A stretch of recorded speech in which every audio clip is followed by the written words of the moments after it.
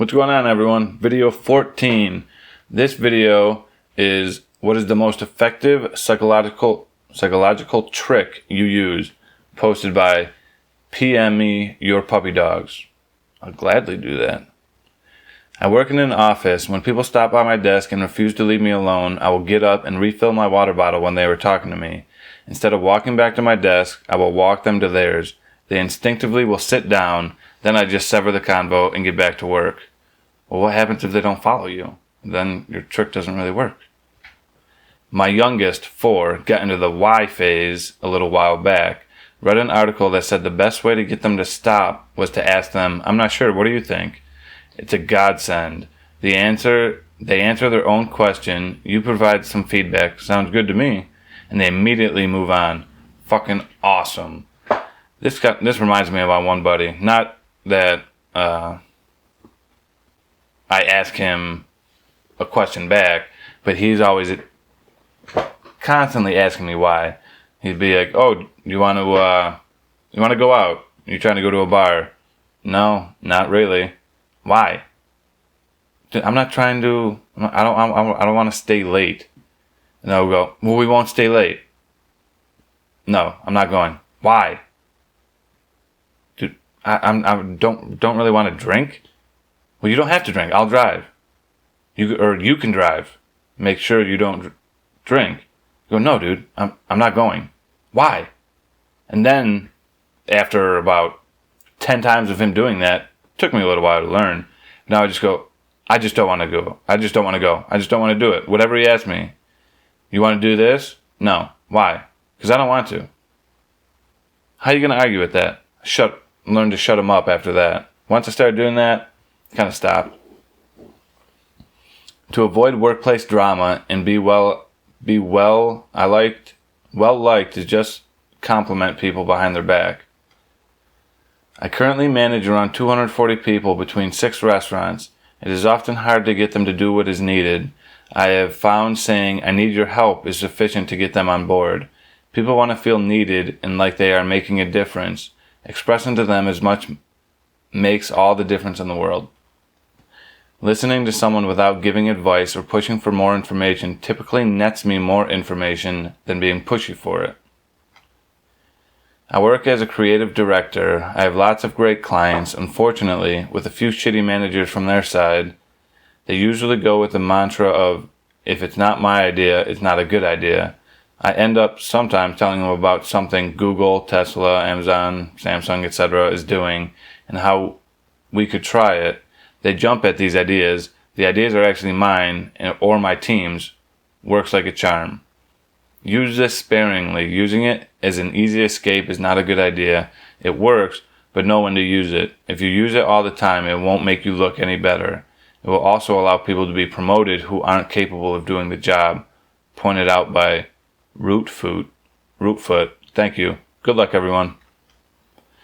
When I'm doing backcountry hiking patrol in a wilderness area, I'm supposed to keep an eye out for people with dogs, which are not allowed.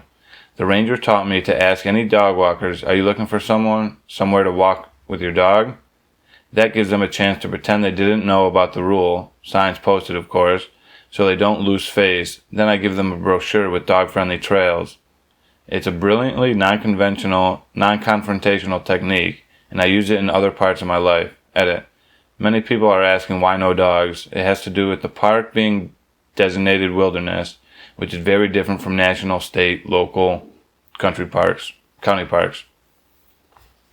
In an argument, find something to agree on, then push your main point. If you hand something to someone, they will take it. It's a lot of fun. If you need to de-escalate someone and get them to communicate, asking questions about numbers / personal information. I work in emergency services.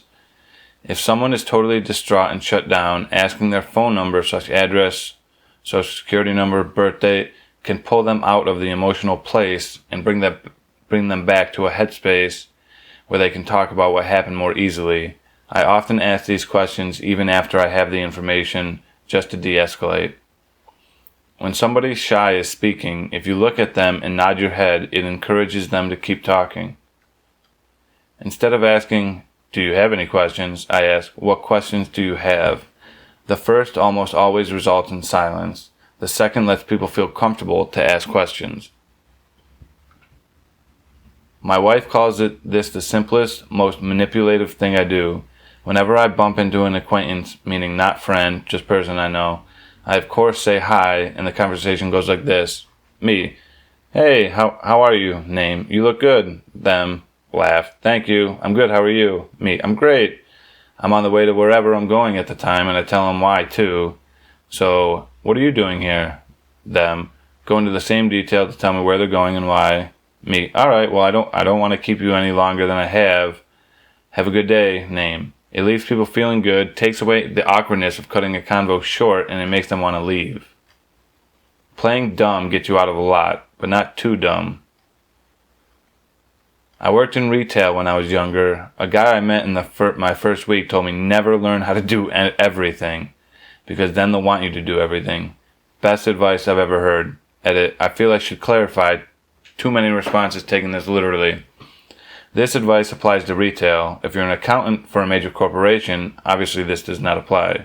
If you work at Walmart and your job is to scan inventory and they ask if you want to learn how to cash out up front, the answer is no, because then it is now your job to scan inventory and cash out. You still get paid the same. You're still on the bottom of the ship pole, but now you're expected to know and perform twice the work. A few of my favorites. If you look happy to see someone every time you see them, they will eventually be happy to see you. Be nice, even to mean people.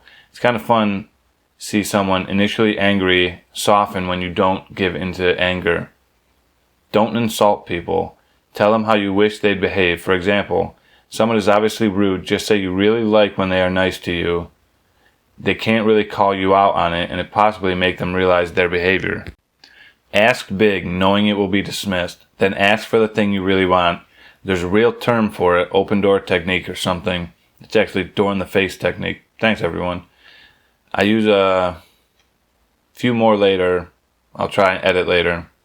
I don't know why I added that. Do not verbally attack people. Say how you feel. People can get defensive when attacked, but no one can deny how you feel. In a confrontation, stay calm. Be gentle and focus on the problem, not the person. Unless the person is the problem, in this case, feel free to dispose of them. If you have to make a critic to someone, try to sandwich it between two positive facts about them in this order. Positive, sandwiched by negative, another positive. They tend to receive this better this way. Want to trick people into liking you? Ask them for a favor, even the smallest ones like, "Can you hold my pen for a second?" This tricks the brain as they will think, "I'm doing a favor for this person, so I must like them, otherwise I wouldn't." When someone is trying to throw excuses, or generally if they're getting a bit arsy about something, often the best way to handle it is to stare back with mild interest and contribute nothing to their monologue. If you don't give them anything to work with, they'll talk themselves into a corner and lose confidence in what they're saying. I learned this trick from an old director who used to control pretty much any meeting room scenario by being the most silent and impassive person in the room. I finally remember the time someone asked him a ridiculous question and he just stared at him for about 15 seconds. 15 seconds is a long time to be stared at in a room full of people. The guy wilted into his chair and nobody could work out if the director was angry or just quietly mulling it over. I worked with a bunch of idiot lawyers, and I use the phrase "you're correct" all the time, even if it's one teeny tiny thing they're correct about. It makes them feel smart, and they instantly soften. It also keeps them listening because they're hoping more flattery will come down the pike. Evil cackle. Thanking someone for a trait you want from them. Instead of telling a customer you're sorry for their wait, tell them thank you for your patience or understanding. Works wonders. I have to work with kids a lot, having a summertime job where I volunteer to assist counselors at camp for service hours and having 5 younger siblings. Don't tell them not to do something. If I told you don't think about unicorns, you'll immediately think about unicorns for a split second. If I instead said think about turtles, you'll think about turtles for at least that split second I said it. Don't tell a kid not to do something, rather tell them to do something. Instead of, don't hit your sister, say, let's play a nice game with your sister. That way you don't put the idea into their mind that you don't want them doing it, which in their childish manner fuels the fire to do it even more. That is probably going to be it for this video. If you like it, please like, comment, subscribe, and hopefully you'll see the next video.